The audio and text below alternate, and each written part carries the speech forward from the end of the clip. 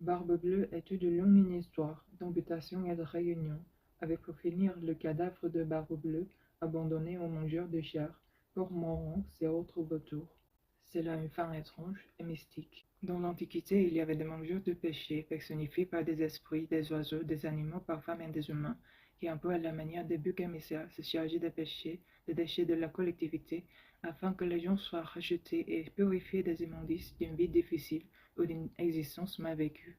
Cette dévoration des péchés et des pécheurs, suivie de leur incubation puis de leur restitution à la vie, constitue un processus d'individualisation pour les aspects fondamentaux de la psyché. Il est bon en ce sens de supprimer toute énergie aux éléments prédateurs de la psyché et de les tuer à proprement parler, afin qu'ils puissent retourner à la mer de la vie mort-vie qui, pleine de compassion, leur permettra d'être transformés et de renaître à la vie dans un état moins belliqueux, il faut l'espérer.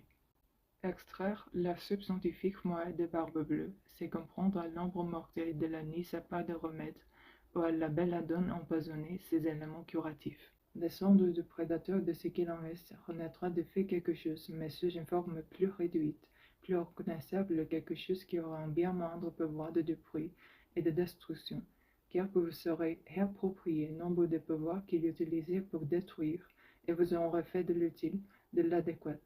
Barbe Bleue est l'un des contes initiatiques que je considère comme importants pour les femmes jeunes, par l'esprit ou par le corps. Il parle de la naïveté du sexisme et du pouvoir que dans le fait de violer l'interdiction de ne pas regarder, avant de tailler en pièces le prédateur naturel de la psyché et d'en extraire la subscientifique moelle. Pour moi, une histoire a pour but de remettre en marche la vie intérieure.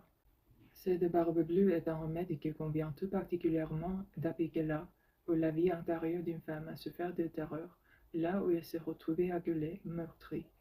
La solution qu'elle apporte atténue les craintes, injecte la bonne dose d'adrénaline au bon moment et ouvre des portes dans les murs aveugles, ce qui est d'une importance capitale pour le moins naïf qu'actif. Elle est libre d'arracher à la chose qui la assaille ses pouvoirs et de s'en servir pour elle dans un sens positif. C'est cela une femme sauvage.